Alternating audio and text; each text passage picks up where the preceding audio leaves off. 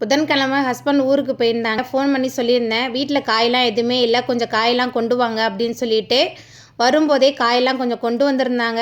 புடலங்காலாம் நல்ல மணமாக இருந்தது. ஏன்னா வீட்டு தோட்டத்தில் காய்ச்சது இல்லையா, அதனால் அவ்வளோ மணமாக இருந்தது. ஆனால் அந்த மாதிரி மணமான காயெல்லாம் இங்கே வாங்கவே முடியாது. காயும் ரொம்ப ஃப்ரெஷ்ஷாக இருந்தது.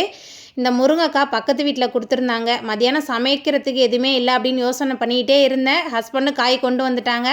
சமைச்சிக்கு முடிச்சதுக்கு அப்புறமா தான் பக்கத்து வீட்டிலேருந்து 2 முருங்கைக்காய் கொடுத்தாங்க. நான் சொன்னேன், முன்னாடியே கொடுத்துருந்தா நான் முருங்கைக்காய் போட்டு சாம்பார் வச்சுருப்பேன் அப்படின்னு சொல்லி சிரிச்சிட்டு இருந்தேன். ரேஷன் அரிசியில் தான் வத்தல் பண்ணியிருந்தேன். கில்லு வடாம் ரொம்ப சூப்பராக வந்திருந்து. பொரிச்சு பார்த்தோம், நல்ல மொறுமொறுப்பாக இருந்தது. மஸ்க் மெலன் வாங்கிட்டு வந்திருந்தேன். ஒரு பழம் வந்து நல்லா இனிப்பாக இருந்தது, ஒரு பழம் வந்து இனிப்பே இல்லாமல் இருந்தது. ஆனால் போன தடவை வாங்கிட்டு வந்த பழம்லாம் வந்து நல்ல இனிப்பாக இருந்தது.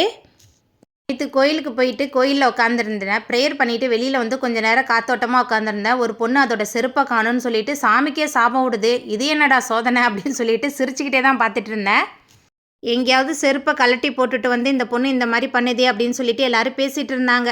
அங்கே உள்ள பூச்செடியை போட்டு உடைக்குது, தண்ணி பாட்டிலெல்லாம் எடுத்து கண்ணாமண்ணான்னு அடிச்சுது. கொஞ்சம் இருந்திருந்தால் என் மண்டையே போயிருக்கும்.